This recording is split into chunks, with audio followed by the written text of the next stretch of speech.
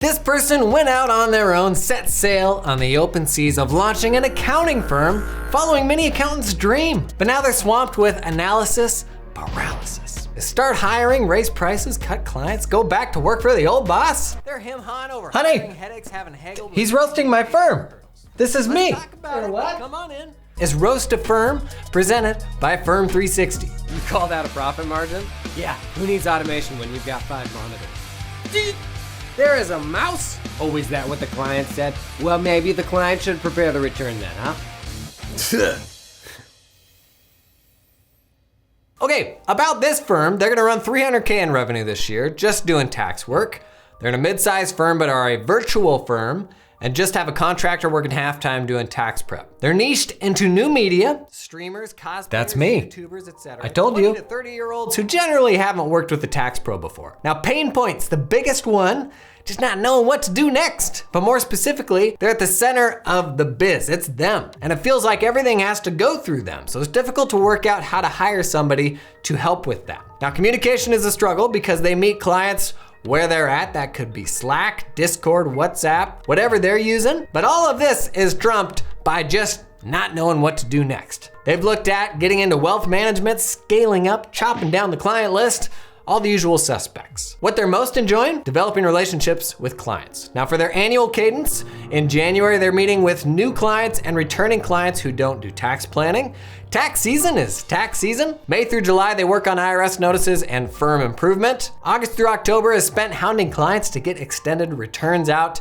And October through December is spent on year-end tax planning. Now for workflow, they're running Ignition for Proposals, CCH Access, and SmartVault, but no practice management system. What? The average engagement runs about $750 a year. They generally propose a price up front, and they're giving away a pile of free consulting since they meet with the clients at least once a year. They know pricing is a problem. They're working on it, trying to figure out how to navigate that best. They started out advertising on social media. That's how they got their initial clients, but now they get all their work from referral. Now, for my favorite part, where we post all this to social media and people point out what they're doing wrong. Start charging market rates, and you might just see your wife and kids again. Turn in your credentials, bub. So they just read mean stuff that people tweet? And G Gibbs, It's no wonder you can't make money. You're working with people who think cosplaying is a job. Great, really helpful stuff there. Now my advice, man, it is as simple as this. You can analyze things until the end of time, but you learn by taking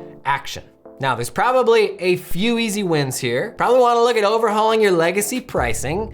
Just because those are the clients you started out with, you launched your firm with, doesn't mean they're gonna be your forever clients, and that's okay. Other biggie, fully probably wanna look at a easy. cloud practice management system for managing those Okay, client here's what we're gonna requests. do. But just get started, make a decision. Any decision is better than no decision. That's it for this one. If you wanna have your firm anonymously roasted, check out the form in the video description. Don't forget to like this video and please subscribe. I beg of you, please, I am so desperate for more internet points. It is my only remaining source of worth, and they,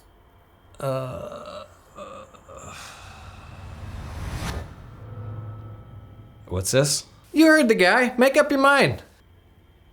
6 different decisions, you just gotta make one and move forward. In here? Yep. Just so you know, we're now creating 6 different timelines. Okay, nerd, just make a decision.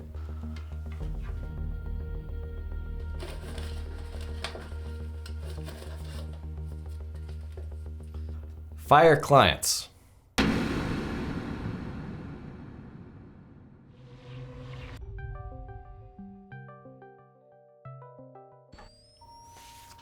Hi there. Wow, so realistic. Season 1, episode 5? Yep, one of the original Roast to Firms. So tell me what happened next? I ended up firing a bunch of clients. How did that go? Wow, it was brutal. It was really hard. But you got some time back. I got a lot of time back. It was a fun period. I felt like I was able to do a better job with the clients I kept. You did a hard thing. Most of us are afraid to let those suboptimal clients down, but in the process, you end up letting all of your clients down. Yeah, I couldn't help everyone. That's okay, nobody can. Sorry, I got the little guy. The wife's got an appointment. Hi. Hello, tiny human. All right, go play. So do you feel like you ultimately made the right decision? I do. Sorry. It's my wife. Give me just a minute. Hello? Give me a minute. I'm wrapping up a meeting. I'll call you back. Love you. Sorry? Okay, what was the question? Do you feel like you made the right decision? To fire some clients, yes. This isn't a bad gig running my own little firm, but I do sometimes wonder what would have happened had I gone out and hired instead. Just so you know, we're now creating 6 different timelines. Okay, nerd. Just make a decision.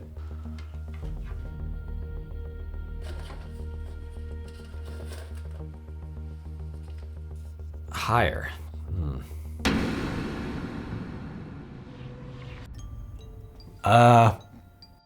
Well, I ended up hiring a team of people to do the work. How did you like hiring?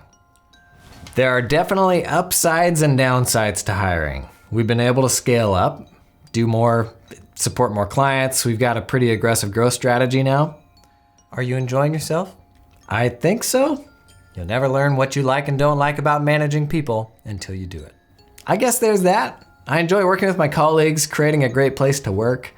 The trade-off is I've lost some flexibility. Sure. Oh, it's my wife. Give me just a minute. Hey, honey. Oh, okay.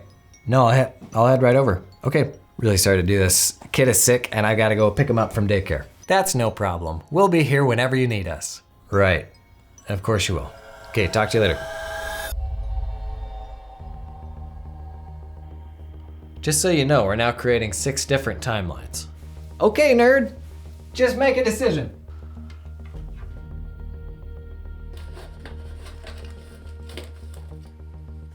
Ugh, increase prices. Well, I ended up increasing prices. Okay. A lot. And nobody left. Yeah, I doubled prices and I think only one client left. So I guess I was getting paid more, but it certainly didn't make my life any easier. Very rarely when we increase prices do as many people leave as we think.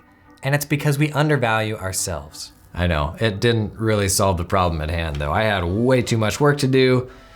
This didn't decrease my workload. If anything, my clients became more entitled since they're now paying twice as much. No plan of action works if you don't have time to service your clients. After all, not everything is free 24 hours a day, am I right? Yeah, about that. So you came around in season 3? That's right. Our host began cloning avatars in season 3, right after the hair product launch. The hair products. That's right. He used the proceeds to upload his consciousness to an artificial intelligence so it could be represented by avatars like me. I will say it's shockingly realistic. Every avatar contains our host's entire consciousness. I'm on 867 meetings right now. But how do I know if it's, like what Jason would really say? Rest assured, the technology is very good. We're a certified CPI. CPI. Yes, the AICPA's new credential, a certified public identity, to certify the likeness of an avatar to an individual. If you like, I can show you the NFT certification. No, that's all right. NFTs. Boy, if somebody would have told me 24 months ago that NFTs and Web3 would have still been a thing. Well, some people still don't think they will. Would you like me to switch hosts to Blake Oliver? Oh, no thanks.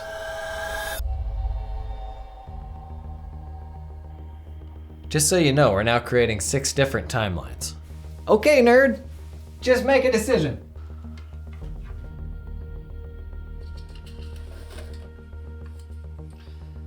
Firm 360?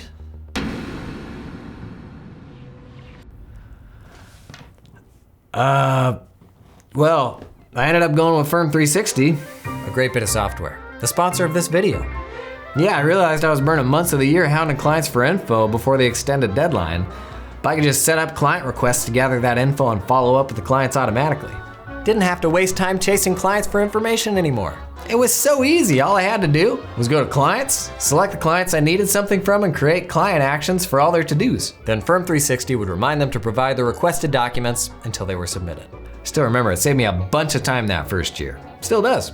All in one affordable, easy to use system. And because it's an all-in-one system, I could use it to manage projects, files, time and billing, All that stuff in one place in addition to the client requests. All in one place. All in one place. What was the website for that one? myfirm360.com. Boy, isn't it amazing to see how everyone has switched to Firm 360 since then? Oop. Sorry, it's my wife. Give me just a second. Hey, honey. Yeah. Piano recital, yes. I've got it right here in my Firm 360. You want me to send that to you as a client action? That's sweet. Just so you know, we're now creating 6 different timelines. Okay, nerd. Just make a decision.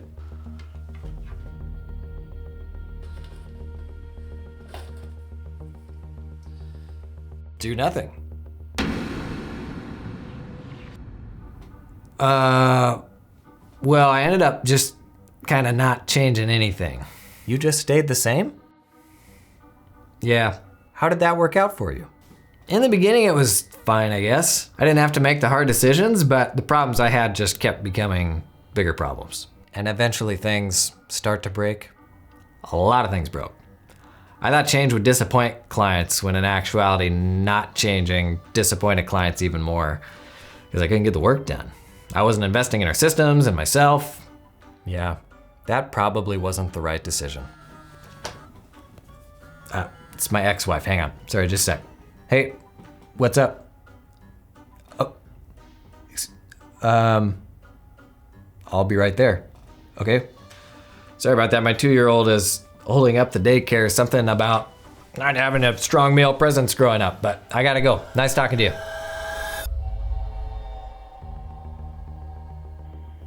Just so you know, we're now creating 6 different timelines. Okay, nerd. Just make a decision.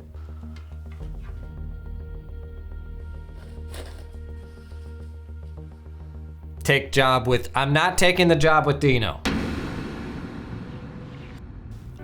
Well, I ended up going to work with my father-in-law. Oh, you shut down the firm? I shut down the firm to work for my father-in-law's fax company. Accounting firm running wasn't for you. Boundaries are hard. Setting your own boundaries, that was the hardest part of firm running for me. Well, look on the bright side. Of all the times to go to work for a fax company. So when the IRS announced they were eliminating e-file and everything had to be submitted by fax, man, our business blew up overnight. I bet. And in the middle of all that growth, the controller leaves because Dino refuses to stop using QuickBooks Desktop, so then I become the controller, just when you thought you got out. Before I know it, I'm running support for a few other fax companies. I start hiring employees for my side hustle, and that's how you came to run an accounting firm for fax companies. On QuickBooks Desktop. It's funny to think. AI has automated everything. Manual labor, global politics, food production. But we still need to track everything. Manage the global ledger. Because you're useless at math. Yep, 8 + 6, 9 tween. All this progress in 2 years' time. And all that's left, accounting. Well, that's what you wanted, right? For AI not to replace accountants. This is the darkest timeline.